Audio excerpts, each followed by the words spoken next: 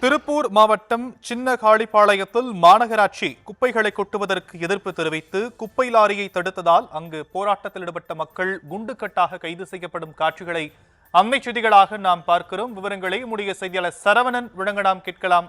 சரவணன், விவரங்கள். அதாவது இந்த இடம் ஒரு கலவரமான காட்சி அளிக்குது. ஏன் அப்படின்னா, கடந்த ஒரு 45 நாட்களா திருப்பூர் மாநகராட்சி நிர்வாகம் திருப்பூர் மாநகராட்சிக்கு சேர்ந்த குப்பைகளை அங்கிருந்து சின்னக்காளிபாளையம் அப்படிங்கிற கிராம பகுதியில ஒரு கட்டமைச்சு அந்த இடத்துல கொட்டி அப்புறப்படுறதுக்கான முயற்சியில ஈடுபட்டு வர்றாங்க.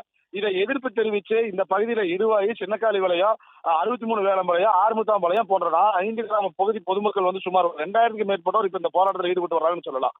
எப்படி அப்படிங்கும் போது மாநகராட்சி நிர்வாகம் இன்று 2 லாரிகள்ல குப்பைகளை அனுப்பி வைக்கிறாங்க இந்த பகுதியில அப்புறப்படுத்துவதற்காக.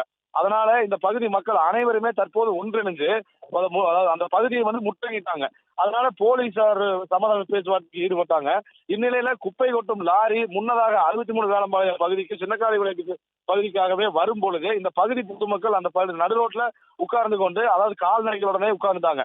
உட்கார்ந்து கொண்டு லாரியை விடமாட்டோம் அப்படின்னு சொன்ன காரணத்தினால போலீசார் சமாதானம் பேசுறாங்க. அதை ஏற்க மறுத்ததுனால குண்டு கட்டாகவே போலீசார், அதாவது அவர்களை ஒரு சில வாலிபர்களை தாக்கி கையில் ரத்த காயம் ஏற்பட முடியாத தாக்கியுமே சட்டைகள் எல்லாம் கிழித்துமே தூக்கி வாகனங்களில் ஏற்றக்கூடிய காட்சிகள் தற்போது நாம் பார்த்துக் கொண்டிருந்தாலுமே இந்த பகுதியில மேலும் அந்த குப்பை கொட்டும் அப்புறப்படுத்தும் கட்டமைப்புக்கு உண்டான அந்த இடத்திலேயே தற்போது மாபெரும் தள்ளு முள்ளு, ஒரு வாக்குவாதம், இந்த மாதிரி லாரி மறுபடியும் சிறைப்பிடிச்சுமே இந்த இடம் ஒரு பெரிய பரபரப்பான சூழ்நிலை தான் இருக்கிறது.